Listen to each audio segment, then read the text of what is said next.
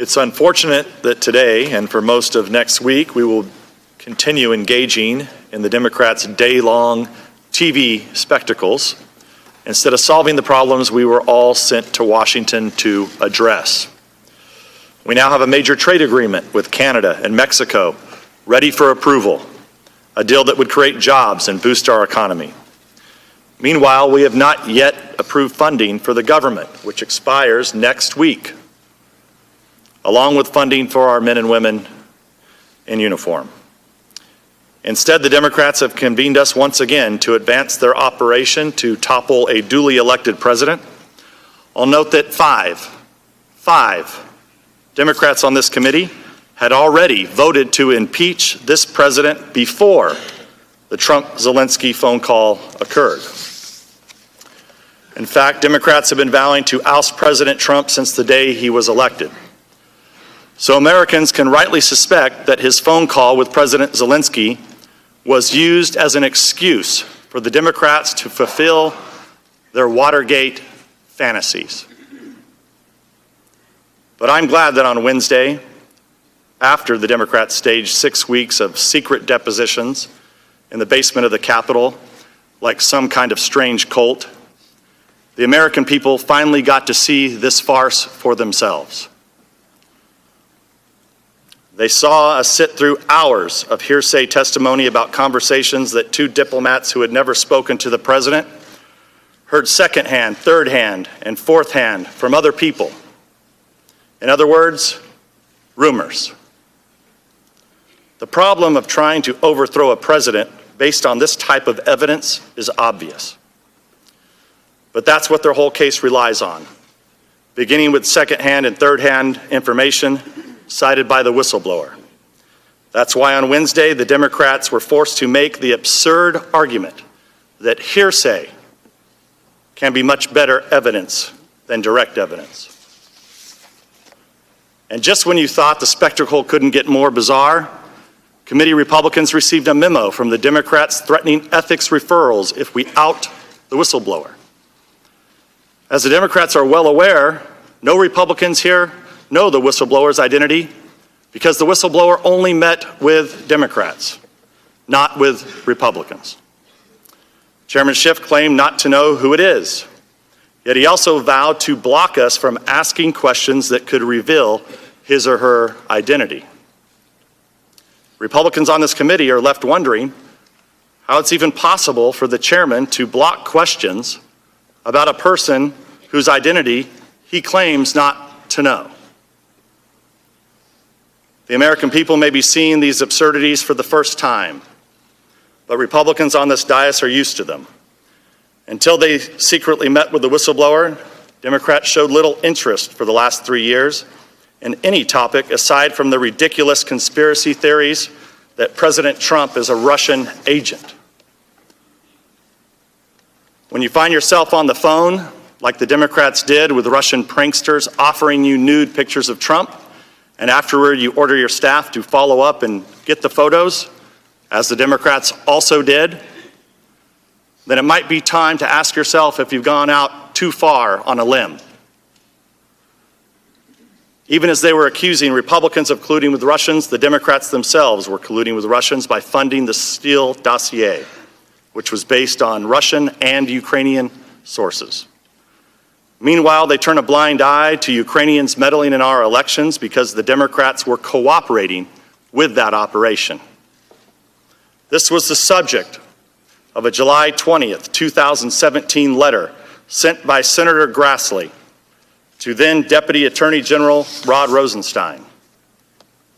The letter raised concerns about the activities of Alexander Chalupa, a contractor for the Democratic National Committee, who worked with Ukrainian embassy officials to spread dirt on the Trump campaign. As Senator Grassley wrote, Chalupa's actions appear to show that she was simultaneously working on behalf of a foreign government, Ukraine, and on behalf of the DNC and the Clinton campaign in an effort to influence not only the U.S. voting population, but U.S. government officials, unquote. After touting the Steele dossier and defending the FBI's Russia investigation, which are now being investigated by Inspector General Horowitz and Attorney General Barr. Democrats on this committee ignore Ukrainian election meddling, even though Chalupa publicly admitted to the Democrats' scheme.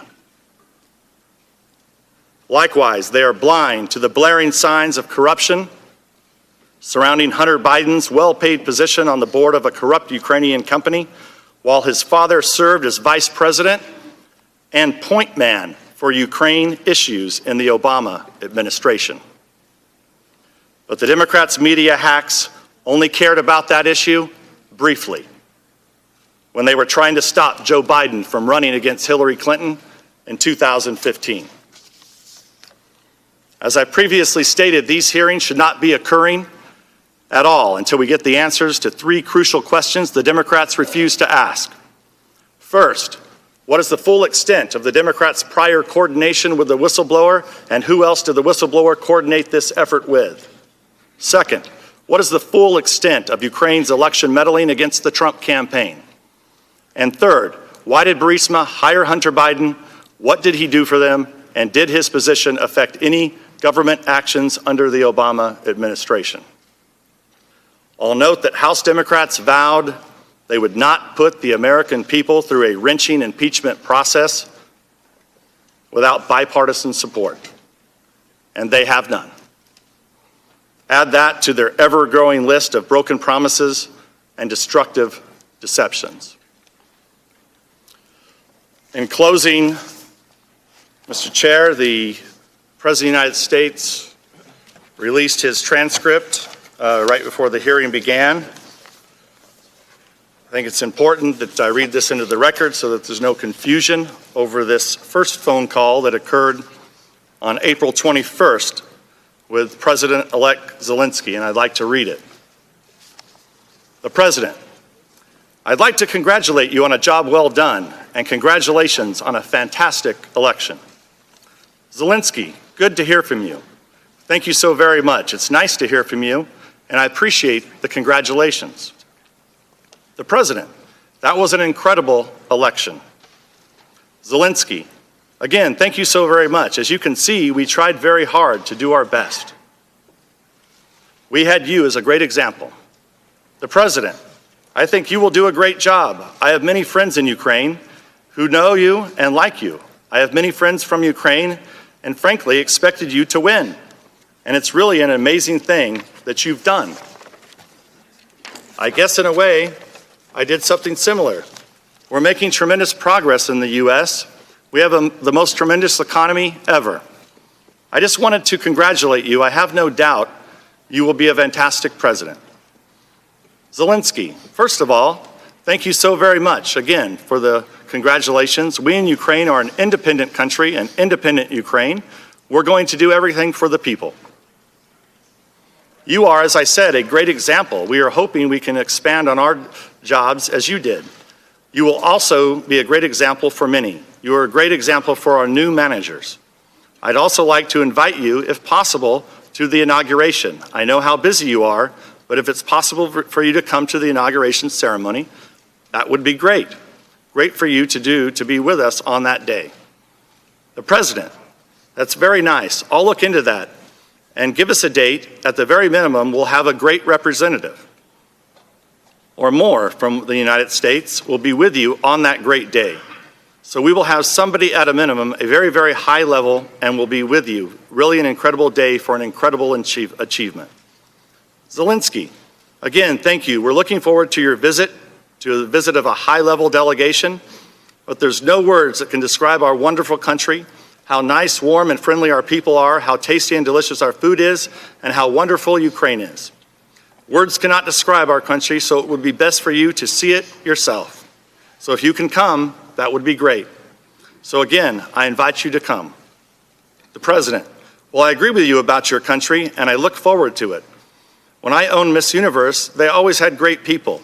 Ukraine always very well represented, was always very well represented. When you're settled in and ready, I'd like to invite you to the White House. We'll have a lot of things to talk about, but we're with you all the way. Zelensky: thank you for the invitation.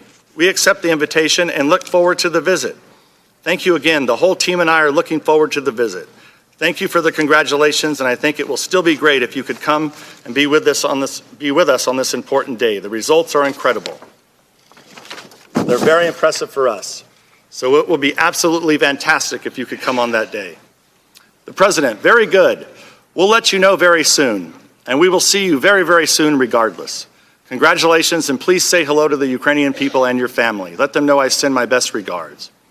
Well, thank you, Zelensky. Well, thank you. You have a safe flight and see you soon. President, take care of yourself and give a great speech today. You take care of yourself and I'll see you soon. Zelensky, thank you very much. It's difficult for me, but I will practice English and I will meet in English. Thank you very much. The President laughing.